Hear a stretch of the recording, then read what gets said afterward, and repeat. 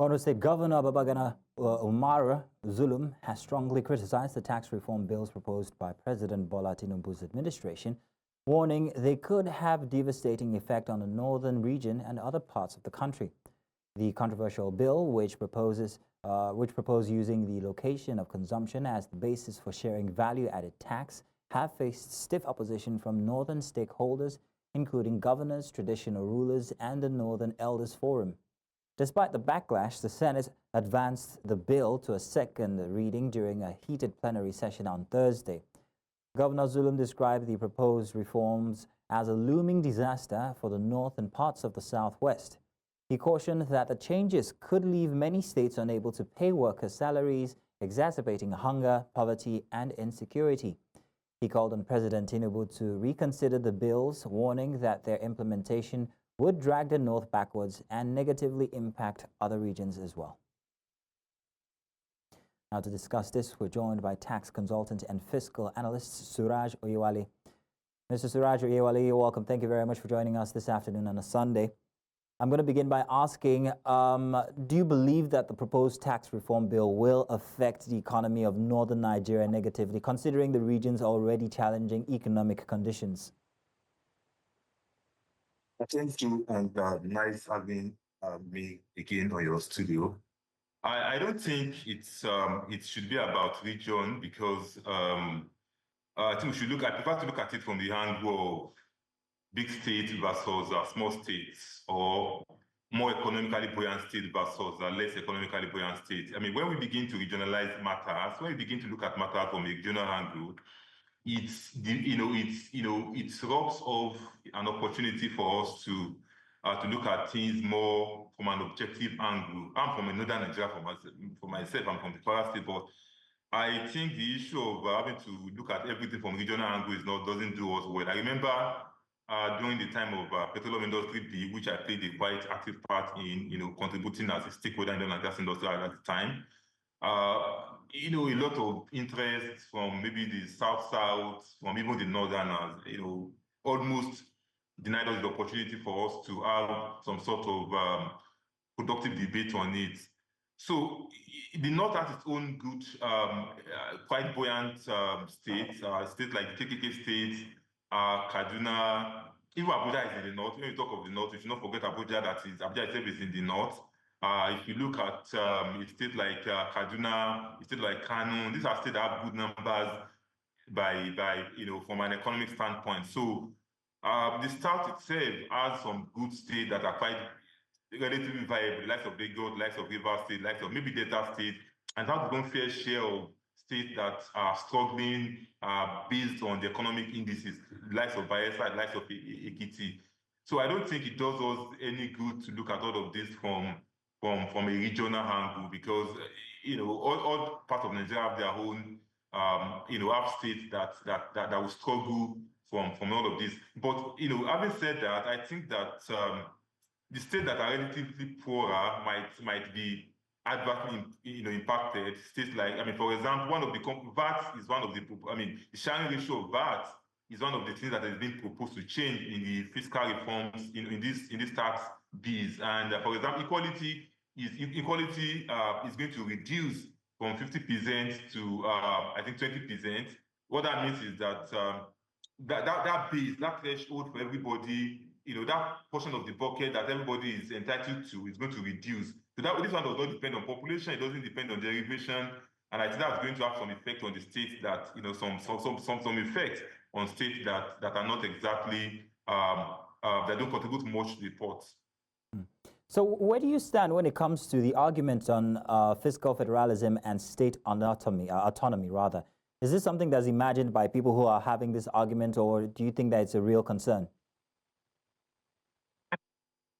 It's real because most times when we have some of these things, they drive argument on the independence of states, autonomy of states. I want independence, autonomy of states, or the subnationals. For example, at the moment we have the Lagos State and Rivers State government in court over this VAT matter again. They've been trying to impose their own VAT.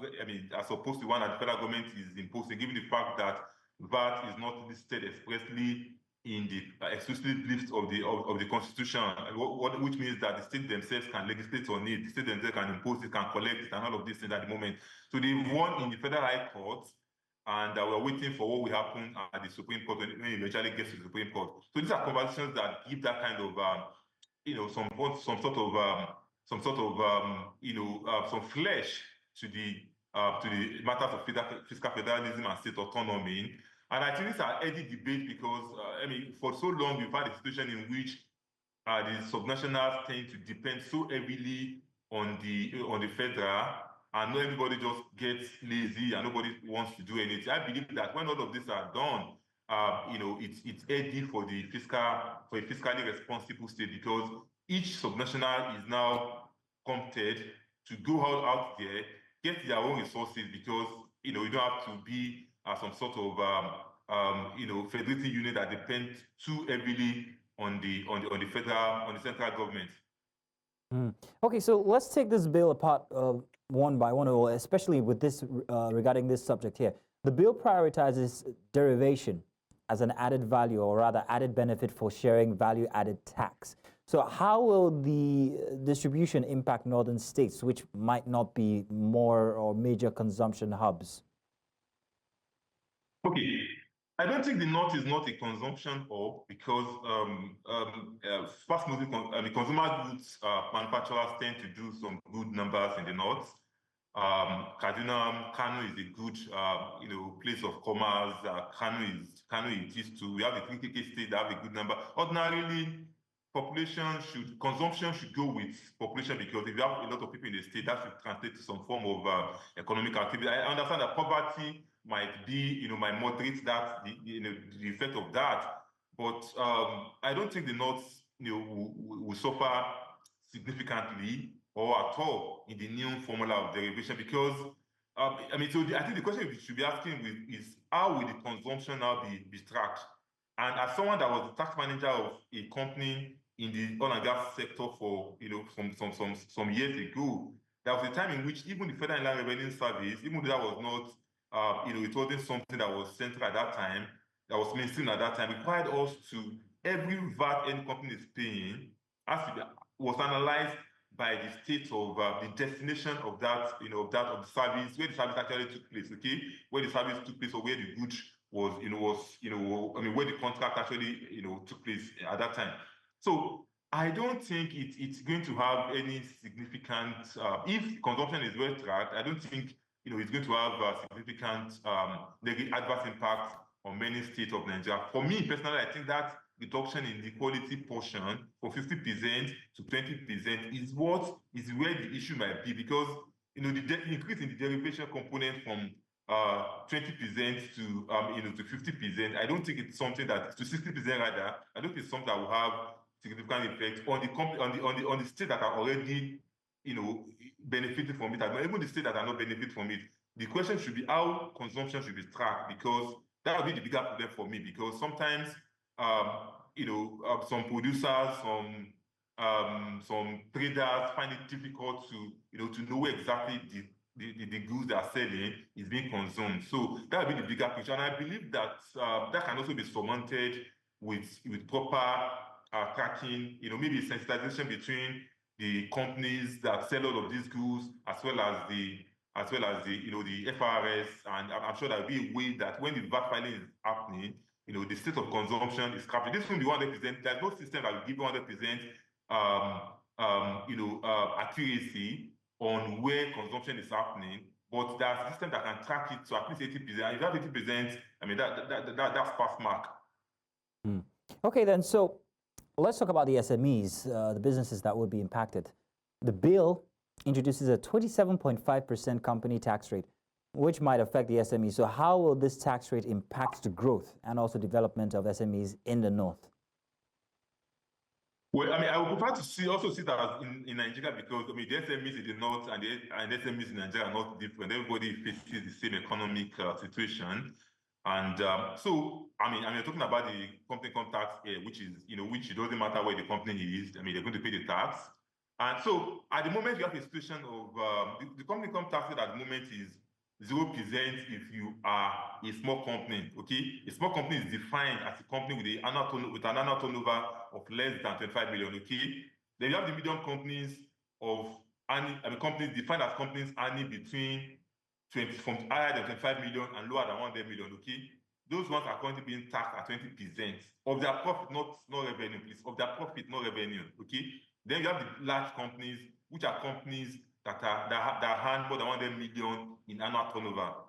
For those, 30% of their profits, accounting tax profit, not even accounting profit, okay, will be subject to VAT. So you have a graduated rate of 0% for small companies, 25% for medium companies, so 20% for medium companies, and 30% for large companies. Now, the fiscal this bills is now, one of these bills is now proposing that we're going to have a situation in which companies earning more than 27 points, more than 50%, okay, are going to be taxed at 27.5% for the next fiscal year. They subsequently reduce to 25%. Okay, so in a way, the threshold of exemption has been increased from 25 million naira turnover to 50 million naira turnover. Okay, so if you are earning less than 50 million naira turnover now, based on this proposal, you will not be subject to income tax.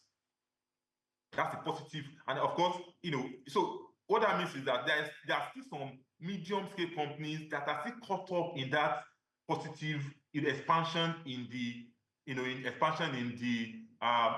threshold for exemption. Okay, formerly 25 million was the threshold. Now 50 million was the threshold.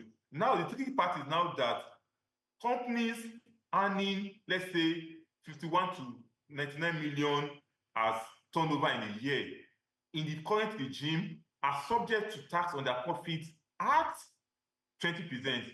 Those categories will no longer be recognized as at 20%. Those ones move to 27.5%. Not exactly a fair situation to be, but so we have some people dropping to 0%, people less than 100 million, less than 50 million, and you have some people dropping from 20% to 27.5%. Okay, sorry, having their own tax rate increasing from 20% to 27.5%. That's for companies earning between more than 50 million or less than 100 million. For those earning more than 100 million, that situation is going to get better because that threshold is going to move from 30% rate to 27.5%. So I don't think, for SMEs, so some will benefit, some that are maybe, that are making 100 million, less than 50 million turnover per annum are going to benefit because they're not going to be exempted from income tax. Those earning more than that are going to have some sort of, they're going to take some hit. And that's how it happens for most reforms.